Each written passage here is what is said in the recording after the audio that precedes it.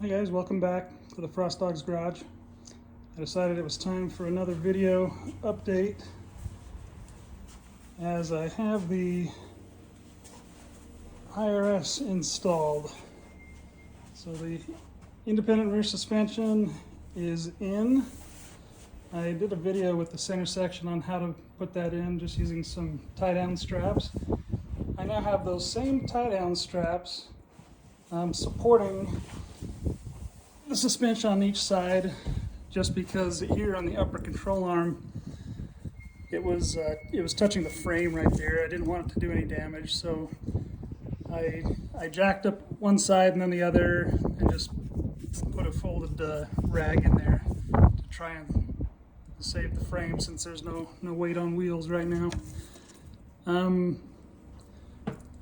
Other than that, the Willwoods went in pretty good. I did a separate video for those on how to assemble the hat and rotor. On the fronts, I talked about centering the caliper. The rear is the same. It just uses some shims. In the instructions, it says to start out with 2 of the thicker shims, and ultimately I ended up removing them, and I didn't use any shims for the lateral left and right centering for the caliper on the rotor. But it recommended 2 shims for the positioning of the brake pads on the rotor, which would basically move the caliper out or in. And you can see the shims right there. It recommended 2. I put 2 on there, and it looked like that was just about right. So happy with how that turned out. The rear calipers are a little different than the fronts. The fronts had some little retaining pins. The rear, they have a bolt here that retains this looks like large brass. It's not really a spring, but it is a retaining clip, and it's all one piece, and the brake pads ride along this pin here. So what you do is, the calipers come with, of course, without the brake pads installed. So you back off this screw or bolt here, and that allows you to pull up on the clip and then slide the pins out. And then you put the pads in, slide the pins through the pads, and then tighten back up this retaining bolt. So it was really pretty easy, just following the instructions. I'm trying to think of any issues I encountered. I guess there was one. So I only have a couple of castle nuts just holding on the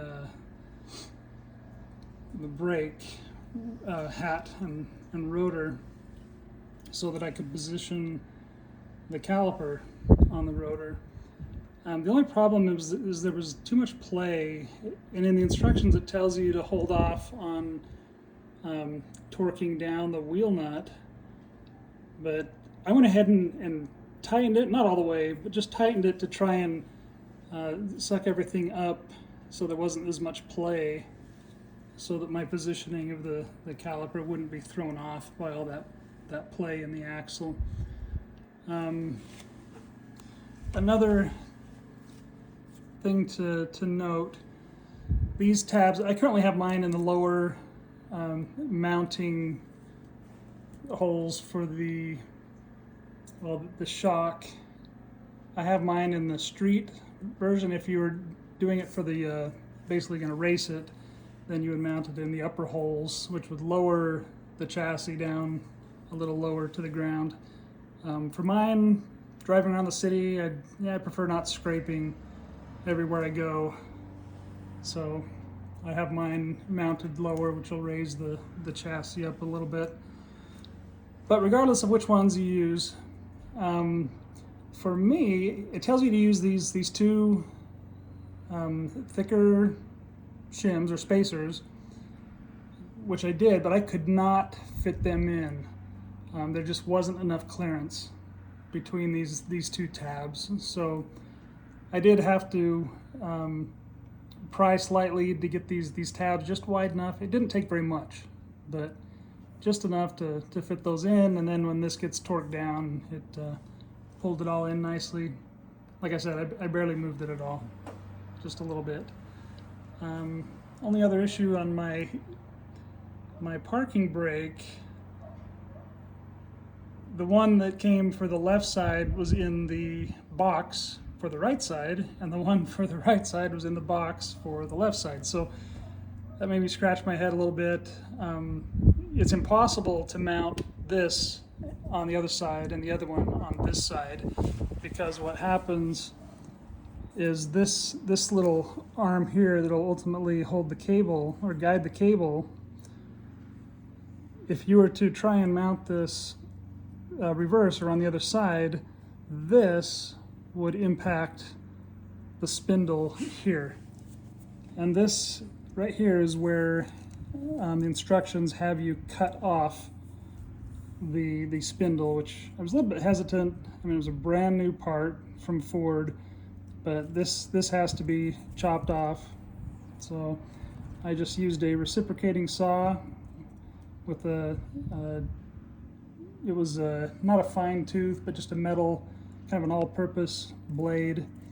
Didn't take too long, so cut it right off, and then I just kind of ground down or beveled the edges, got rid of the sharp edges. And then aside from that, this is also where the hole has to be enlarged to, I believe it's 5/8 to accommodate this large bolt that goes through there. So those are the two modifications that had to be done to the new spindles with the complete kit. Really not too bad, just took a little bit of time is all, but everything went together well. I did a separate video on the lock wire that I used on the rotor bolts. Let's see, upper control arms, really no issues.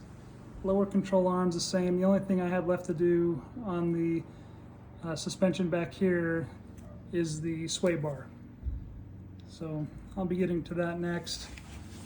Might have to wait a couple days until I get around to it, because I've also got to get some work done in my job. But here's the other side.